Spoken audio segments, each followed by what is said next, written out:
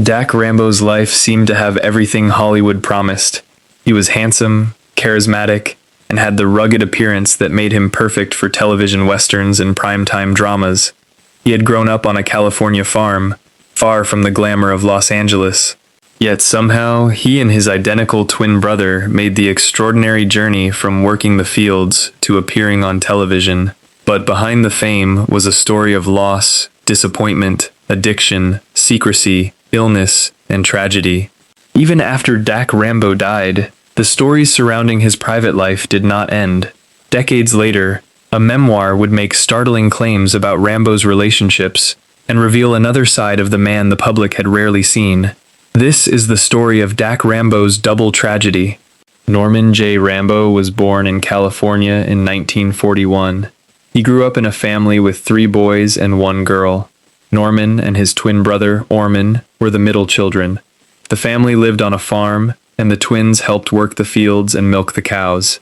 Their early lives were about hard work rather than Hollywood. As the brothers grew older, they became unhappy with their names. Norman and Orman sounded almost identical. Eventually, they decided to create names for themselves.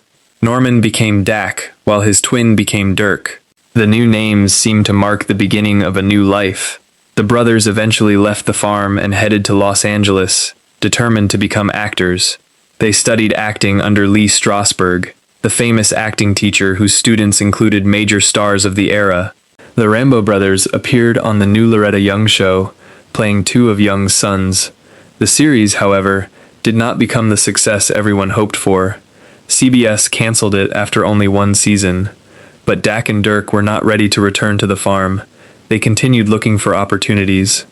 Durk appeared on the Western series The Virginian and later on Dragnet. His career appeared to be moving forward. Then, in February 1967, everything changed. Durk was killed in a car accident. Dack had lost the person who had shared almost his entire life. His twin had been beside him from childhood, through farm life, acting classes, and their first steps into Hollywood. Now he was gone. For Dack, this was more than the death of a brother. It was the loss of his closest companion, and the person who had experienced the transformation from farm boy to actor alongside him. Dack had to continue alone. The loss of Durk remained a shadow over Dack's life, even as his career continued. The brothers had entered Hollywood together, but only one of them would live to see its later chapters unfold fully. And his own career was about to enter a new chapter. Dack landed a starring role in the Western television series The Guns of Will Sonnet. The show even featured early appearances by future Hollywood stars such as Jack Nicholson and Dennis Hopper. But despite its promising cast, the series lasted only 2 seasons. He appeared on All My Children, but his time on the soap lasted only 11 episodes. Then came Fantasy Island, where he played Prince Peter Donati in several episodes. Then came another opportunity, Paper Dolls. The series had an impressive cast, including Lloyd Bridges, Morgan Fairchild, and Lauren Hutton. Dack played Wesley Harper, the son of Bridges' character. Critics were encouraging, but television is unpredictable. ABC canceled the series only 3 months after its premiere. Once again, Dack had reached for a major opportunity, and once again it disappeared. By the mid-1980s, Dack's manager reportedly asked him a simple question: what did he really want? Dack thought about his past. He remembered the California farm, he remembered the westerns, and he decided that he wanted a role on one of television's biggest shows, Dallas. Getting there was not easy. The series had already been established for years, and Dack was an outsider. He later described using schemes and manipulation to convince the producers that he belonged on the show. Eventually, he succeeded, but getting the role did not mean he was happy. Dack later suggested that he struggled to fit into the established cast. He also hinted that some of the personalities around him were not so different from the manipulative characters they portrayed on screen. The experience became emotionally difficult, and Dack turned to prescription drugs. According to his own account, he used them as a way of coping with the pressure of going to work every day in an environment where he felt unwanted. The success he had spent years chasing was suddenly becoming something he wanted to escape. By the early 1990s, Dack's life was about to change again. He was appearing as Congressman Grant Harrison on the daytime soap Another World. Then, while rehearsing for a scene, he received devastating news from his doctor. He had contracted HIV. At the time, an HIV diagnosis carried enormous fear and stigma. The public was still learning about the disease, and misinformation was widespread. Just weeks earlier, actor Brad Davis had died from AIDS, while basketball superstar Magic Johnson had announced his retirement after revealing that he was HIV positive. Dack decided not to hide his diagnosis. He told the producers of Another World. And then he made another deeply personal revelation. In a November 1991 interview with the Washington Post, Rambo disclosed that he was bisexual. For an actor in that era, publicly discussing his sexuality was an extraordinary act of courage. But Dack was not interested in simply protecting his image. He wanted to help people. As his illness progressed, Dack became increasingly involved in religion and advocacy. He became friends with evangelist Ronnie Pierce, and the two reportedly prayed together. Eventually, they began speaking in churches and appearing on Christian television programs. Dack wanted people to remember him differently. Not simply as a television actor, not simply as a heartthrob. He wanted to be remembered as a man of faith. He and Pierce also co-founded the Dack Rambo Healing Foundation, which helped people dealing with life-threatening illnesses. His own suffering became part of his message. A National Enquirer reporter named William Keck reportedly received an anonymous phone call from an employee at a California medical facility. The caller claimed that a famous primetime soap star was being treated there and was close to death. Keck suspected the patient was Dack Rambo. Dack was extremely weak. He reportedly could barely sign his name. The reporters wanted an interview. They were given information about his room and went to the medical center, but when they arrived, Dack's bed was empty. They had missed him. Dack was gone. Yet the story did not disappear. The National Enquirer published what appeared to be a final interview with Rambo. Years later, Keck claimed in his memoir that the interview had been fabricated and that he had not participated in creating it. The alleged interview was not real, but the tragedy behind it was. Dack Rambo had died. Dack Rambo died on March 21, 1994, at Delano Regional Medical Center. He was only in his early 50s. He had once been a farm boy, then he became a television actor. He had experienced fame, disappointment, the death of his twin brother, addiction, a public revelation about his sexuality, and a devastating illness. Before his death, Dack had reportedly said that he was not afraid of dying.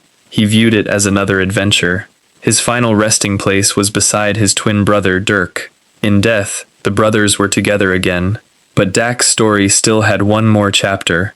More than 2 decades later, another story emerged from a memoir, and this time, it concerned his private relationships. In 2021, Doug Probst, writing under the name Shah Matt, published a memoir titled Matt, The Musings of a Narcissist, a Survivor Story. The book described Probst's experiences as a man for hire who claimed to have encountered closeted celebrities. Among the people he discussed was Dack Rambo. According to Probst's account, Rambo responded to an advertisement and contacted him. The two spoke by phone and eventually arranged to meet. Probst reportedly did not initially recognize Rambo as a television star. Then Dack arrived in an expensive Porsche. They went to a hotel, but according to Probst's memoir, what began as a transactional encounter became something much more complicated. Probst claimed that he developed genuine feelings for Rambo. He described their relationship as becoming more than physical. Most importantly, he claimed that he remained connected to Dack after learning about his HIV diagnosis and stayed his friend until Rambo's death. These claims come from Probst's memoir and should be understood as allegations from his personal account, rather than independently established facts. But if his account is accurate, it offers another glimpse into a private side of Dack Rambo that the public rarely saw. Perhaps the most revealing stories about Dack Rambo are not the sensational ones. They are the stories about kindness. Actress Cherie J. Wilson joined Dallas after Rambo had already become part of the cast. Like many newcomers, she was nervous. Her first scene was reportedly with Dack. She was anxious about working on such a famous show. Dack noticed, and according to Wilson, he told her to relax because they were all friends there. Wilson later remembered him warmly. She praised his courage and his willingness to use his celebrity to educate people about AIDS. That may ultimately be the most important part of Dack Rambo's legacy. Not the failed shows, not the rumors, not the headlines, but the decision to use his final years to help others. Dack Rambo's story contains two tragedies that seem to define his life. The first came in 1967, when his twin brother Durk died in a car accident. For a man who had shared his childhood, his dreams, and his first steps into Hollywood with his twin, the loss must have been devastating. The second tragedy came decades later, when Dack himself faced HIV and the final stages of AIDS. Dack spent much of his career chasing the kind of success that seemed always within reach but never fully arrived. He became a television star, but many of his major opportunities disappeared almost as quickly as they came. He struggled with prescription drug use. He publicly confronted his sexuality at a time when doing so could damage an actor's career, and when he became seriously ill, he could have disappeared from public life. Instead, he chose to speak, and he helped establish a foundation intended to support others facing life-threatening diseases. After his death in 1994, the rumors continued. The tabloid world created a fictional final interview. Years later, a memoir made claims about his private relationships. Some stories may never be fully verified, but beneath all the rumors is a man who lived a remarkably complicated life. Dack Rambo began as a farm boy alongside his twin brother. He entered Hollywood chasing a dream. He lost his twin. He found fame. He lost opportunities. He struggled. He came out publicly as bisexual. He contracted HIV. And in the final years of his life, he tried to transform his suffering into something meaningful. When Dack was buried beside Durk, the two brothers were finally together again. The Hollywood dream had ended. The rumors had not. But perhaps the final truth is simpler. Dack Rambo was not just the handsome actor people saw on television. He was a brother who suffered an unimaginable loss. An actor who never quite received the career he believed he deserved. A man confronting addiction and illness.